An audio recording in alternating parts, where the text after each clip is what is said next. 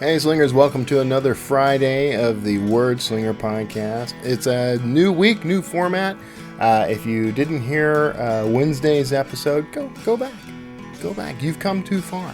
But I've got a great interview today with Michael Bunker, so stick around. We're going to get to that next. It's the Word Slinger Podcast, where story matters. Build your brand, write your book, redefine who you are. It's all about the story here. What's yours? Now, here's the guy who invented pants optional, Kevin Tomlinson, the Word Slinger. Word Slinger. Well, I am Kevin Tomlinson, the Word Slinger, and this is indeed another special Friday episode. Fridays are my interview episodes now, so I don't know how long this will last, but so far I'm kind of digging it. It's not actually that much more work to produce 2 episodes, so we're gonna kind of run with this for a while, see what happens. So today I am chatting with Michael Bunker, good friend of mine. Really love this guy. He was on the show way back in episode 98. So if you want to hear that episode, you're going to go hop over to wordslingerpodcast.com. There's a little search box on the right-hand side. If you kind of scroll down a little, there's like my archives. And you can search for Michael Bunker in that, and it'll bring up, interestingly enough, it's going to bring up probably this episode and episode 98, and an interview with Mr. Monk, John Monk. All great interviews, but go check that out because it was an interesting interview last time. But this time we are talking about his the film deal that he got for his book Pennsylvania, which is, as I described it in an interview, it is Witness meets The Martian. So it's about an Amish guy in space, and he's landed a great movie deal for it. Great producer attached. Still in the early stages of production, but it's been announced for 2020, so that's very encouraging. And it's just been kind of interesting to watch that unfold. So we got a chance to talk to Michael about that and some other things. He and I are also making a little announcement in this episode, so you're going to listen through to the end for that. And why wait? Let's jump right in. So I hope you enjoy this interview with Michael Bunker, and stick around after for whatever I have to say. It's a whole new world. Who knows what I'm going to say afterwards? So I'll see you on the other side. Hey, thanks for tuning in to another week of the Word Slinger podcast. Today, I got a very special guest. This is a guy who's become a really good friend of mine. I don't know how he feels about this. He's become a really good friend of mine, going his way. He's actually a former guest on the show. If you roll way back to Word Slinger podcast episode 98, what would Michael Bunker do? That's right. I love having return guests, man. So welcome, Michael Bunker. We're going to find out exactly what you did in the intervening years, man. Welcome to the show. Welcome back. Kevin, I am so happy to be back. Episode 98, man. That was back in the day. That was old school. That's nearly 100 episodes ago. Wow. It may be 100 episodes ago by the time this goes live. So, well, be my centennial guest. That's right. Well, I have a record of trying to double the audience. Yes. So if I did that at 98, then I have to double that audience. It's going to be huge. Yeah. All right. So we're going to have 4 listeners. I can't do 4. I'm going to be able to do 3. No. Yeah. Let's not push things.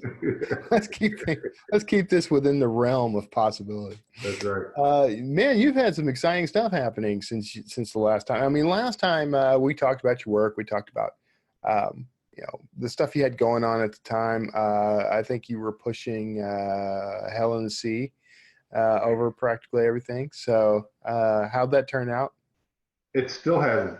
I'm 3 chapters for being done, and what happened with that one was as part of that story, I had not been to New Orleans since 2001, so I hadn't even been there since Katrina. And so then I had to arrange this past October to go to New Orleans so I could take a bunch of notes. So I now have everything ready. That's cool. But as that happened, the stuff we're going to talk about, a lot of other stuff started happening. So We should jump. We're going to jump right to the juicy bits because you've had some really good news on the side of I don't know how to refer to this, adaptation, we'll say, for one of your books. So your book Pennsylvania is now being it's slated for 2020 according to IMDb. Yeah, that's right. And turned into a film. What can you tell us, man? What can you tell us about that? Motion picture. So we sold an option, film option for Pennsylvania in November of 2015, which seems like forever ago. Yeah. And, it's a very, very long, slow, torturous process about which I will one day write a book. So that was in 2015, and there's been a lot of fits and starts. At one time, I was writing the screenplay for the book, and then I wrote a TV pilot script. I was fired. All of these are we'll get into, but I was fired as the screenwriter, and which was a good news too. And then one of the things you learn in this whole process of making a novel into a film is you learn a lot about Hollywood. And I have learned more. See, I watched some Roger Altman films and things, and I thought I knew something about Hollywood, but it's crazier than you can possibly imagine. Yeah. And I've learned so much about it. But one of the things is that nobody does anything that isn't contingent. And so if you can imagine if you went down to buy a car, and instead of the credit check or whatever, they just said, hey, we would love to sell you this car, but we're going to need to have somebody that has 4 roses in their front yard right now. And so as soon as you can prove that to us, so you drive around, you find someone that's got 4 roses in their yard. Right.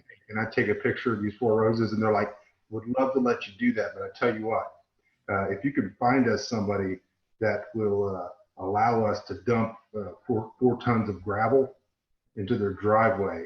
So it's this big long circle that and it's like musical chairs. Yeah. And so everybody's excited. Everybody wants to do the project, but nobody wants to ever do anything that's not contingent. So so that goes on for 3.5 years, and you're just looking for that one person anywhere in the supply chain that'll go, oh yeah, let's just do that.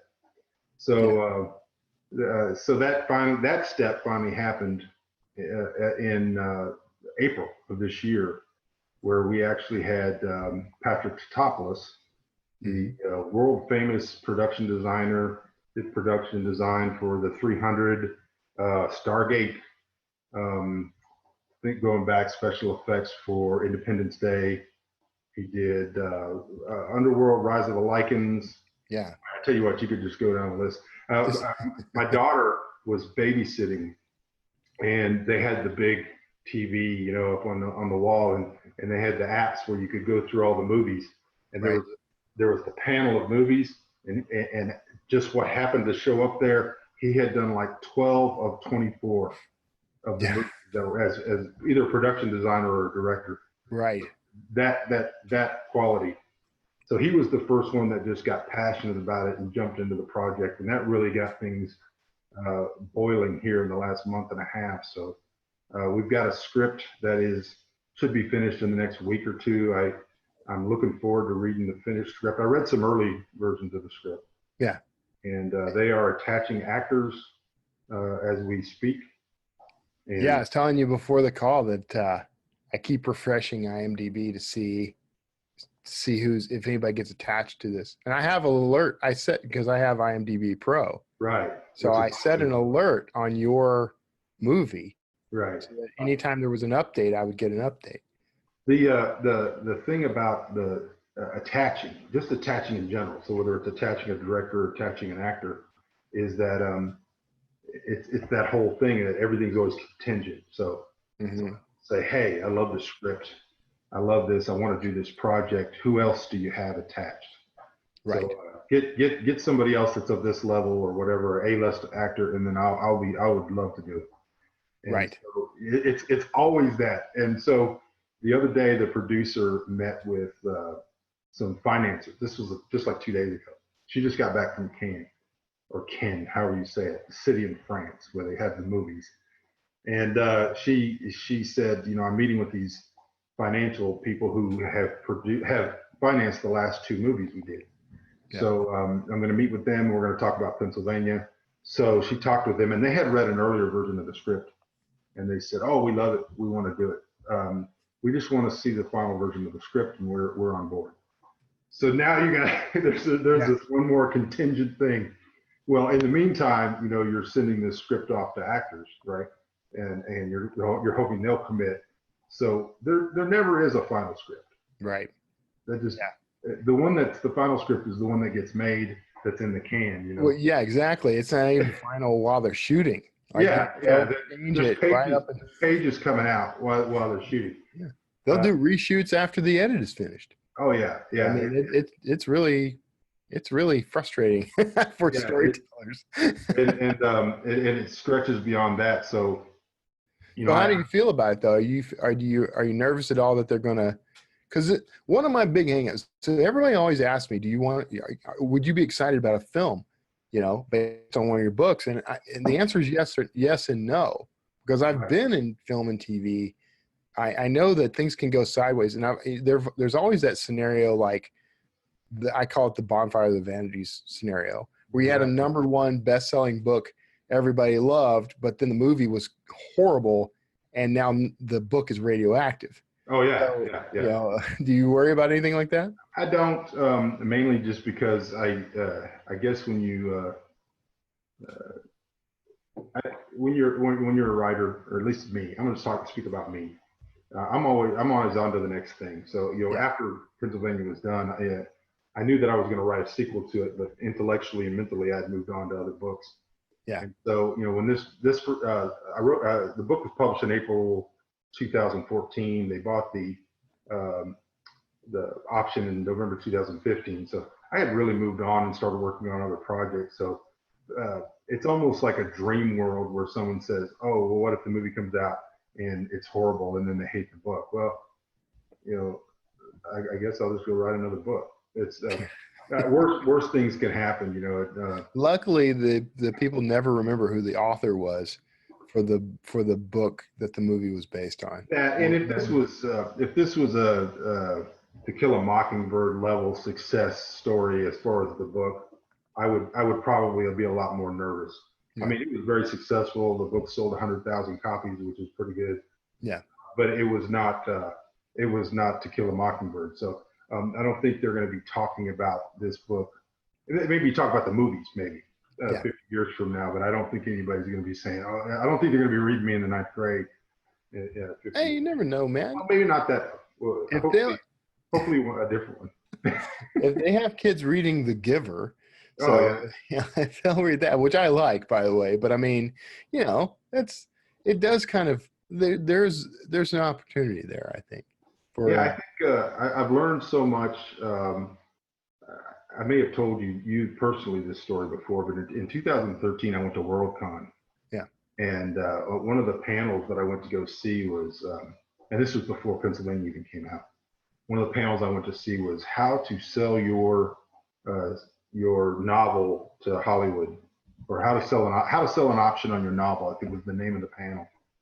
And so it was pretty packed. And the panel, I think there were 6 or 7 panelists, and one of them was the lady who wrote the books that became the Southern Vampire series that was on HBO. Oh yeah, the True Blood. True Blood, right? And Sookie Stackhouse. Stackhouse, yeah. And so she was on there, and she's the one I remember. But everybody on the panel had sold an option at some point, or several. One guy I think had sold 12 options, and they had not had a picture or a TV show made yet. But yeah.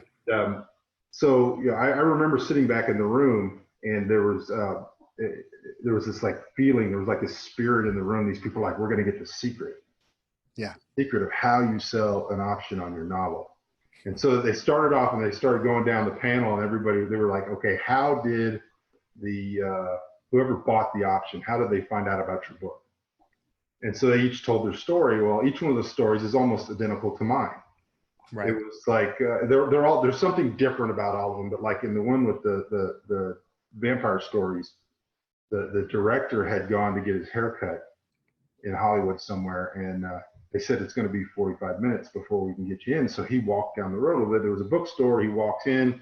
There's the book. It's face out on the shelf. He looks at it. He's like, it's interesting. He calls his agent or somebody and says, see if the option's available. Bam, she sells an option. And the spirit kind of murmurs in the room. And then the next guy's like, yeah, somebody sent my book to somebody and their cousin got it, and their second cousin was a assistant PA on a film or something. And so it was this torturous route that the book went. And, so the bottom line was that there was some level of what they call luck. Yeah. And nobody was just like, oh, well, I just sent my book to this instant company that punched a button and then they sold it. That's the people want to know, how do I do it? And so and people were getting angrier and angrier and angrier. And these people were standing up, oh, we don't want to hear luck stories. We want to hear, how do we sell an op? That's the name of it. And this one guy goes, well, yes, there's some what you call luck involved, but that lady's book was in that bookstore. Right. And it was face out on the shelf. That's not luck, that certainly that's a part of it. But, in my story with Pennsylvania, this was November 2015. So go back a month, she was getting on a plane to fly somewhere. And she said, I'm going to look for options that are available. I think at that time, probably Wool had just sold, or one of those, Matthew Mather, or somebody had just, maybe A.G. Riddle, somebody, maybe it was Wool, had just sold an option. And so she was thinking, indie, sci-fi, let's find out what's hot. She went to Amazon, she looked, and Pennsylvania was number 3 on Amazon Sci-Fi. And so she read it on the plane. She loved the book. She wrote me a little card. It was almost like a I don't know what you call it. It was just a little card, and it said, I guess she thought I was like hardcore Amish, and she was like, I don't even know if you'll get this or if you have the ability to contact anybody or anything. But if you have the technology to respond, I would like to know if the option is available on this book. And of course, I had an agent at that time, and I just took the card and I took my phone and took a picture of the card and immediately sent it to my agent. And he called her, and we ended up selling the option. But so someone could say, well, this producer just happened to come across, but it was number 3 on all of Amazon, and so that's not that it wasn't just. I didn't fall over into a hole. You did all the work you did was in advance. Like you did the work of getting it in that position where she would be able to find it. Yeah. And so there may have been thousands and thousands of people before and since then who have been number 3 on Amazon at any particular time that didn't happen to. But that's how it happened. And so, I mean, at one point I had a number 1 book on Amazon and I didn't get a movie deal out of it. So it's not, there is still going to be a component of luck. Well, yeah, and that's never not going to be there. And there's also, if there was like 3 steps, if Kevin Tumlinson can write the 3 steps to get your book sold as an option, everybody would do it tomorrow. Yeah. Everybody would sell an option, and those would be worthless. Yeah, all the rules would change. Well, yeah, it's like you can't make all those movies, and they're not going to. And so there is no easy button. It's just what happened. And right. So, but it's been I think I started off jaded and cynical. I think I started off kind of knowing what was going on, what Hollywood might do to it. The first couple of drafts, especially, so I was writing the original script, and pretty early on, it went kind of away from the book. And so they had hired a script doctor who started making some suggestions that were interesting. It was an interesting story. And so, like Jim Butcher says, it was kind of like an alternate universe version of my book. Yeah. Yeah, but I still liked it. I liked the story, but it really wasn't the book. Did your book ever at any time get called out as being Witness meets The Martian? Because that's how I'm describing it. That's fantastic. No, I have almost everybody use Witness.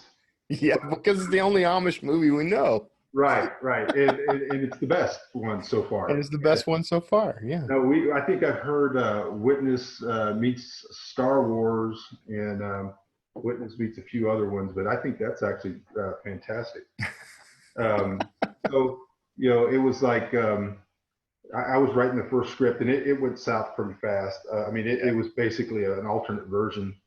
And then when I got fired as a screenplay writer, and I say that a little bit jokingly, the way they fire you is when you're the author, is they contact you and they're like, we have great news. You're not going to have to write this script. No. The great news is that the process is going forward. Yeah. Because that's the only thing you really know during this 3 years that I've gone through where as long as it's moving, as long as something, what you don't want is a 2-3 month window where nobody says anything, because that's generally where it just dropped off everybody's radar. Right. So her point was, hey, great news. This thing's moving forward. And it was this contingency thing where she was talking at that time. And I don't know if I may be able to mention his name, probably not. There was a big name director at that time that was very, very interested and had gone through several readings and had said, I think I might want to do this, but I would like to have a big name or a well-known name or a professional screenwriter write the screenplay. So it was more about the name. And so that's when she's like, in order for this thing to take the next step, we're gonna go get a screenwriter. And so that's when I was kind of fired, but it was a good news. The good news is that the thing was moving forward. And then he ended up after, I don't know, it was months that we were pretty sure he was going to attach. He ended up not doing it. Yeah. And so, it turned out to be great. If I had to pick from anybody that I want to make this movie, Patrick Tatopoulos, the director, is the one that I think his eye and his vision, even on movies that perhaps aren't in my wheelhouse. I'm not a big werewolves versus vampires guy. Yeah. But I watched that Rise of the Lycans, and he filmed a lot of it in New Zealand with the beautiful, just cinematically fantastic. And I just think he's the perfect guy for it. So, and what happened then was they ended up hiring the current screenwriter, which is Anne Sagel. Yeah. Yeah, and she has award-winning, and I've read several of the scripts, and it's really, and she went directly back to the book, so it's very, very, very close to the book now, which kind of to me was another saving grace of the whole thing. So I'm pretty excited about it right now where it is. Yeah, well, it's generally going to be exciting anyway, because it is sort of when you start this business. We start writing books. One of those things in the back of your head is this might be a movie someday. I kind of got to a point where it's not as exciting to me. The concept of it being a movie isn't as exciting to me anymore, only because I've worked in film and TV. Right. But it is still a big, huge deal. It's a big deal. And, to see, I give you The Martian, for example. It's become a part of our culture. It's part of the language. And in a way that books these days really don't really come around that way. Like, now you've got The Martian is a pop culture reference now. Yeah. It wouldn't have been had it only been the novel. That's right. And I think, 9 times out of 10, if I meet somebody and I say, hey, do you know about The Martian? They're referring to the movie. Mm-hmm. And so, that type of thing it's pretty exciting, with Pennsylvania. First of all, everybody says, especially in Hollywood, they say, of course, everything's reboot. Everybody's, oh, but we're looking for this new, fresh thing. Right. Looking for this newest, freshest thing. And so for years, I was like, Amish Sci-Fi. How much newer can you get? Well, people don't realize this. And you might have seen, I think you and I might have talked about it, but Witness came out, I think, in 1985. Yeah. And was made for $25 million. Yep. And I think it made $174 million in 1985, which would be a massive blockbuster today. Right. And they have not made a serious Amish film anywhere near that scale since 1985. And so to me, it seems like there's a lot of money on the table if somebody would go out there and actually capture that visual contrast. The contrast in The Witness was between this pacifistic, very beautiful, ordered Amish country and this ultra violence and these scary men who do death. And so with Pennsylvania, it's more like a contrast between that Amish plain, non-technological, ordered society and the high technology of robots and drones, right, and interstellar colonization.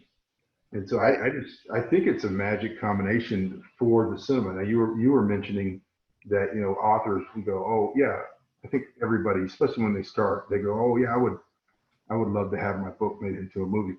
And also you have readers, right, who read your books and they're like, oh, this would be a fantastic movie because they're able to see it visually. Right. And now I have always, even when I was just teaching, I've always been a visual person. So all of my books, to me, in my head, are written to be a movie. Yeah. So I don't know if that's what I can only know what's in my head. I don't know how anybody else writes, but right, as a movie, and so that world of Pennsylvania has always been very cinematic to me in my head. So, a lot of times, like when the screenwriter would portray something early on, I would go, that's not the way I saw it.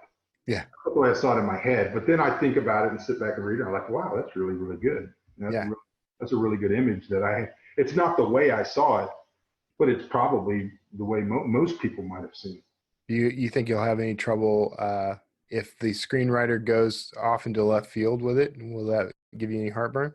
I think I dealt with that early on. I think early on it would have, but I think I've dealt with it since then. I think it was Hemingway that said, the best thing you can do is drive to California with your book and throw it over the wall, Mm-hmm. throw the money back over, take the money and go home. Yeah. I'm not quite. I've been blessed in that Stacey Jorgensen, who is the producer, and I tell you what, without her, and I do want to give authors advice on this. Without her, this thing would never be made. Yeah. It just her stick-to-itiveness, her passion for it from the very beginning. She has never even waned a little bit about the fact that one way or another she was going to get this movie made. Yeah. And I think that's the reason why it is where it is. She communicates that passion to everybody that she pitches the book to. She's pitched the book at ACM, at Sundance, at Cannes. She's pitched it at Sony and Lionsgate and you name it. And she's so passionate about it that you can't hardly really not pick up on that. Yeah. And the second thing is that she's kept me involved, even on the minutia, from the very beginning. That's good. That's unusual. Yeah, there's been almost nothing that she hasn't included me in, even script talk and things like that. Not that I have anything to do with who gets cast or anything like that, but she did. I sent her, my daughter, my 15-year-old daughter, wrote a casting list. Oh, okay. I sent it to her, and she's like, "Oh, these are fantastic." So you never know, but I mean, that's the kind of thing. She's always been willing to listen if I've made suggestions, and most of the time, like you said, it's not like that. So that's been great. I will say you have a much better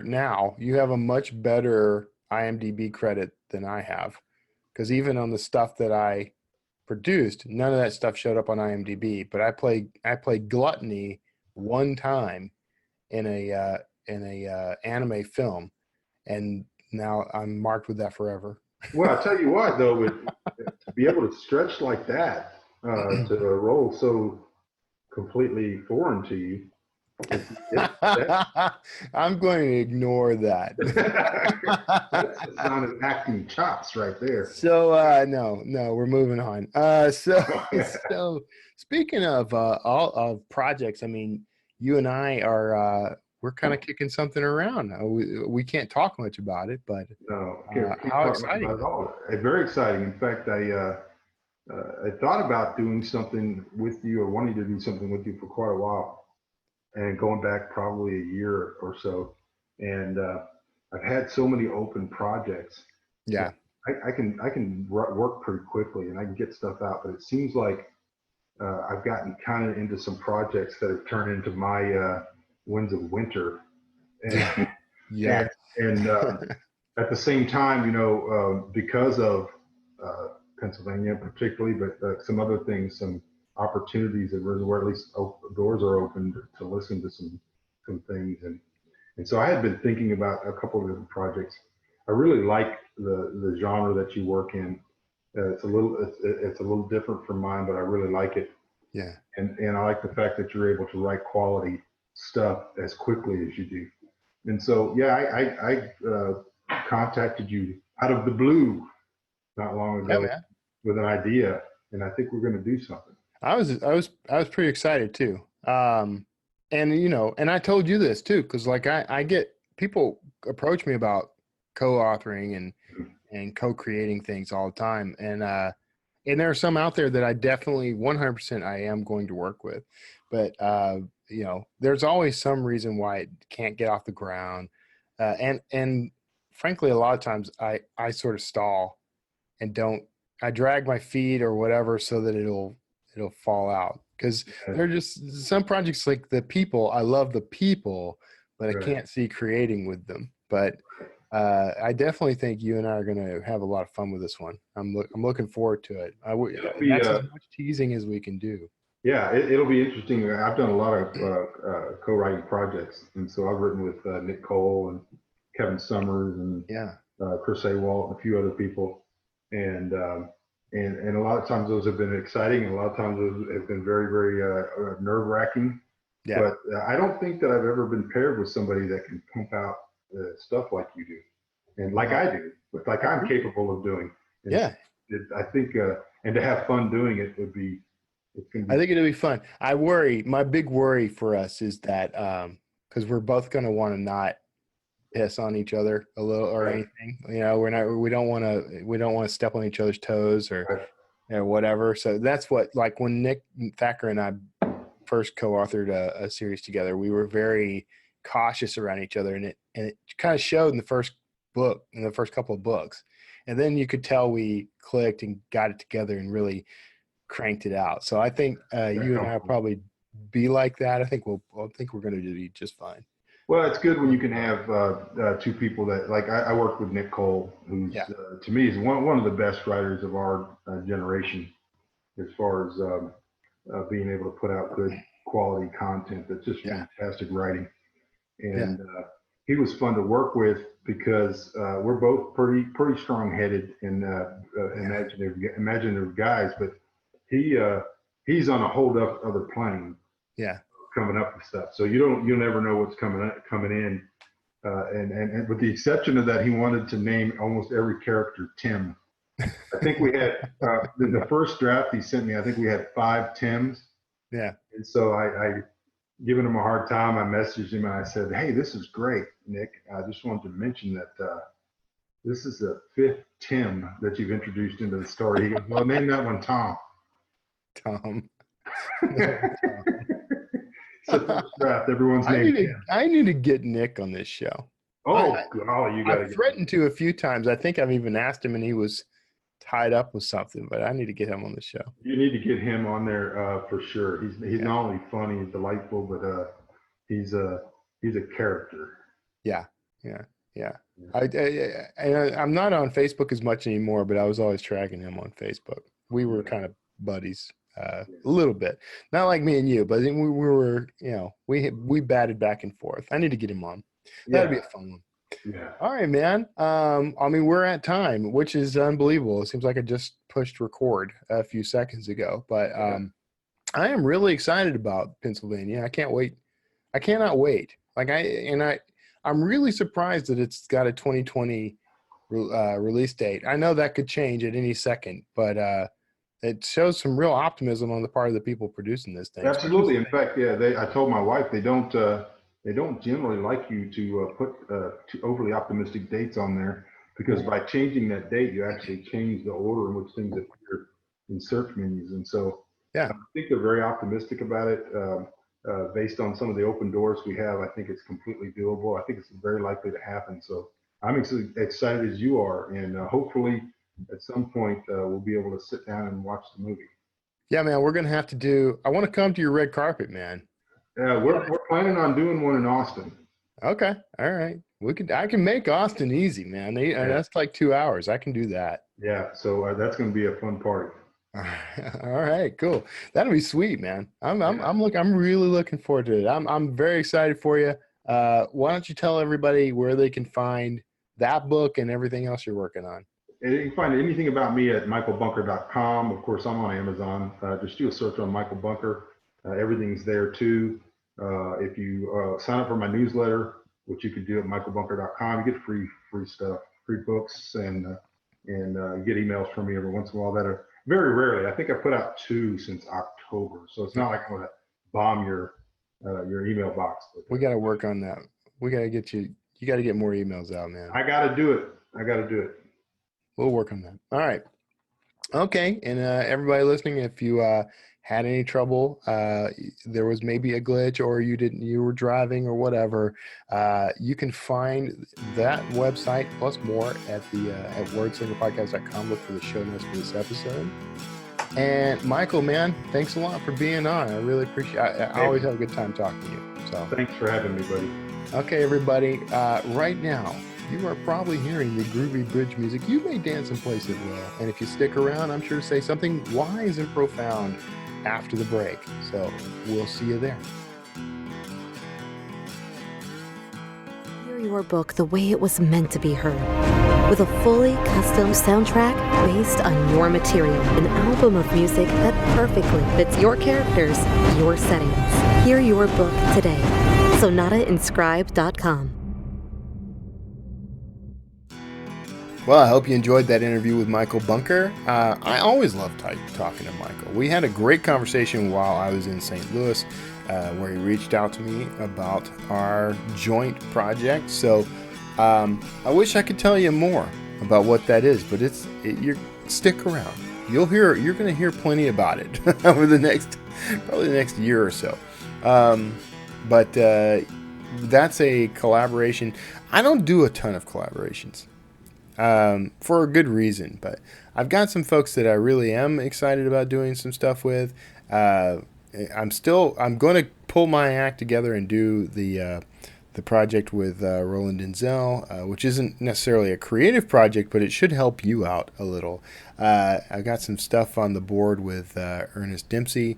I got some stuff on the board with Nick Thacker. So I've got my little cadre of bros that I'm going to collaborate with. These are all part of my elite. And I'm excited about it, but I do actually end up turning down a lot of offers to collaborate on things, largely out of time. I don't have time. But also because sometimes it's just not the right project. So I guess my afterword here is, not everything is worth pursuing. Not every project is worth pursuing. So you're going to need to look at an offer, look at an opportunity, use your brain, and consider, does this move me forward on my goals? Does it meet if I have a mission statement, which you should, does this meet my mission statement? Does this produce in the world the effect that I want to have on the world? Does this further me toward my mountain? If it doesn't, don't choose that. If it does, even if there are other offers that might be more lucrative, this might be the one to go with. If it moves you toward your goal rather than away, and get you there faster than even a more lucrative opportunity elsewhere, then you should consider it very strongly. That's my advice. So maybe that didn't make sense. I'm not sure. You let me know. You can email me at, if you go to wordslingerpodcast.com, click on contact, you can email me there. You can also reach out to me on social media at Kevin Tumlins on Twitter, Kevin.Tumlinson on Facebook. I don't even remember anymore. Search for my name. You will find me on whatever platform you're on, except Pinterest. Oh no, you'll find me on Pinterest too. I don't know how to use Pinterest yet. I mean, I know how to use it. I don't know the best way to use it. So anyway, check me out everywhere. Make sure you are subscribing to this show on iTunes, Stitcher, Google Play. I'm on Spotify. So wherever you're listening to, actually, I listen to a lot of podcasts on Spotify now. Not every podcast is on Spotify, but I think I prefer it over the Apple podcasting app. And I know Stitcher is very popular. I tried Stitcher for a while and just didn't take. So, but make sure you're subscribing, and of course, subscribe on YouTube if you would, and I encourage others to do so as well. I'm trying to grow that audience. It's a little different. I need to probably rethink my strategy on YouTube, so I'm open to suggestions. I've had a lot of people, including Joe Russo, give me some really great tips on things I could probably do a lot better. So we'll see. So that is it for this week in Wordslinger Land. I hope you got something really inspiring and useful out of this interview with Michael Bunker. I love this guy, and I can't wait to see what we produce together.